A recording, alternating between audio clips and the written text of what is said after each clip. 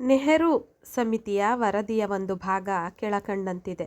ವಿದ್ಯಾಭ್ಯಾಸ ಮತ್ತು ಸಂಸ್ಕೃತಿಯ ಪ್ರಗತಿಯಲ್ಲದೆ ಬದುಕಿನ ಮುಖ್ಯವಾದ ಇನ್ನೂ ಕೆಲವು ಅಂಶಗಳನ್ನು ಭಾಷೆಯನ್ನು ಅವಲಂಬಿಸುತ್ತವೆ ಎಂಬುದು ಸ್ಪಷ್ಟವಾಗಿದೆ. ವಿದೇಶಿ ಭಾಷೆಯು ಶಿಕ್ಷಣ ಮಾಧ್ಯಮವಾದರೆ ವ್ಯವಹಾರ ಮತ್ತು ವ್ಯಾಪಾರಗಳಲ್ಲದೆ ದೇಶದ ಜನರ ಬದುಕು ಸ್ಥಗಿತಗೊಳ್ಳುತ್ತದೆ. ಈ ವಿಷಯಗಳಿಗೆ ವಿದೇಶಿ ಭಾಷೆಯ ಉಪಯೋಗವಾದ ಯಾವ ದೇಶದಲ್ಲೂ ಪ್ರಜಾಪ್ರಭುತ್ವ ಅಸ್ತಿತ್ವದಲ್ಲಿರಲು ಸಾಧ್ಯವಿಲ್ಲ. ಸಾರ್ವಜನಿಕ ವ್ಯವಹಾರಗಳನ್ನು ಚೆನ್ನಾಗಿ ಅರಿತು ಸಕ್ರಿಯವಾಗಿ ಅದರಲ್ಲಿ ಪಾಲ್ಗೊಳ್ಳುವುದು ಪ್ರಜಾಪ್ರಭುತ್ವದ ಮುಖ್ಯ ಲಕ್ಷಣ. ವಿದೇಶಿ ಭಾಷೆಯನ್ನು ಅಧಿಕವಾಗಿ ಬಳಸಿದರೆ ಇದು ಸಾಧ್ಯವಿಲ್ಲ. ಆದ್ದರಿಂದ ಜನಸಮೂಹಕ್ಕೆ ಅರ್ಥವಾಗುವ ಭಾಷೆಯಲ್ಲಿ ದೇಶದ ರಾಜಕೀಯ ಮತ್ತು ವ್ಯವಹಾರಗಳನ್ನು ನಡೆಸುವುದು ಅವಶ್ಯಕ. ಪ್ರಾಂತಗಳಿಗೆ ಸಂಬಂಧಿಸಿದಂತೆ ಇದು ಪ್ರಾಂತ ಭಾಷೆಯಾಗಬೇಕು. ನಾವು ಖಂಡಿತವಾಗಿಯೂ ಇಂಗ್ಲಿಷ್ನ ಬಳಕೆಯ ವಿರೋಧವಾಗಿಲ್ಲ. ಸಂದರ್ಭದ ಅವಶ್ಯಕತೆಯನ್ನು ಗಮನಿಸಿ ಇನ್ನೂ ಸ್ವಲ್ಪ ಕಾಲ ಕೇಂದ್ರ ಶಾಸನ ಸಭೆಯಲ್ಲಿ ಕೆಳಗಿನಂತೆಯೇ ಇಂಗ್ಲಿಷ್ ಮಾಧ್ಯಮದಲ್ಲೇ ಚರ್ಚೆಗಳು ಮುಂದುವರಿಯುವುದು ಅನುಕೂಲಕರ ಎಂಬ ಅಭಿಪ್ರಾಯವು ನಮ್ಮದಾಗಿದೆ. ವಿಜ್ಞಾನ ಮತ್ತು ಬದುಕಿಗೆ ಸಂಬಂಧಿಸಿದಂತೆ ಇತರ ದೇಶಗಳೊಡನೆ ಸಂಪರ್ಕವನ್ನು ವಿಸ್ತರಿಸಿಕೊಳ್ಳಲು ಒಂದು ವಿದೇಶಿ ಭಾಷೆ, ಅದು ಇಂಗ್ಲಿಷ್ ಆಗಬಹುದು, ಅವಶ್ಯಕ ಎಂಬ ನಂಬಿಕೆಯು ನಮ್ಮದು. ಈಗ ಹಿಂದಿಯು ದೇಶದ ಅರ್ಧಭಾಗದ ಭಾಷೆಯಾಗಿರುವುದರಿಂದ ಅದನ್ನೇ ಸಾರ್ವತ್ರಿಕ ಸಂಪರ್ಕ ಭಾಷೆಯಾಗಿ ಹೊಂದಬೇಕೆಂದು ನಮ್ಮ ದೃಢವಾದ ಅಭಿಪ್ರಾಯವಾಗಿದೆ.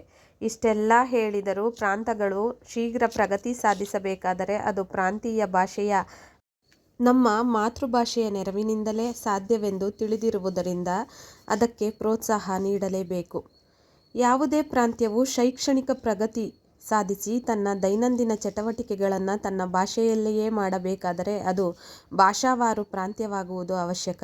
ಅದು ಬಹುಭಾಷಾ ಪ್ರಾಂತವಾದರೆ ಸಮಸ್ಯೆಗಳು ನಿರಂತರವಾಗಿ ಹೆಚ್ಚುತ್ತವೆ ಮತ್ತು ಶಿಕ್ಷಣ ಮಾಧ್ಯಮವು ಎರಡೂ ಅಧಿಕ ಭಾಷೆಗಳಾಗಬೇಕಾಗುತ್ತದೆ. ಆದ್ದರಿಂದ ಭಾಷೆಗನುಗುಣವಾಗಿ ಪ್ರಾಂತಗಳ ಪುನರ್ವಿಂಗಡಣೆಯು ಅತ್ಯಂತ ಅಪೇಕ್ಷಣೀಯ ಕಾರ್ಯವಾಗಿದೆ. ಒಂದು ಭಾಷಿಕ ಪ್ರದೇಶದಲ್ಲಿ ಭಾಷೆಯು ವಿಶಿಷ್ಟ ಸಂಸ್ಕೃತಿ, ಸಂಪ್ರದಾಯ ಮತ್ತು ಸಾಹಿತ್ಯಗಳೊಡನೆ ಸಂಬಂಧ ಪಡೆದಿರುತ್ತದೆ. ಈ ಎಲ್ಲ ಅಂಶಗಳು ಪ್ರಾಂತ್ಯದ ಸರ್ವತೋಮುಖ ಪ್ರಗತಿಗೆ ಕಾರಣವಾಗುತ್ತದೆ. ಲಕ್ನೋದಲ್ಲಿ ಸೇರಿದ ಸರ್ವಪಕ್ಷಗಳ ಸಮ್ಮೇಳನವು ನೆಹರು ಸಮಿತಿಯ ವರದಿಯನ್ನು ಒಪ್ಪಿ ಕರ್ನಾಟಕ ಮತ್ತು ಆಂಧ್ರ ಪ್ರಾಂತ್ಯಗಳ ರಚನೆಗೆ ಸೂಕ್ತ ಏರ್ಪಾಡುಗಳನ್ನು ಮಾಡಲು ಶಿಫಾರಸು ಮಾಡಿತು.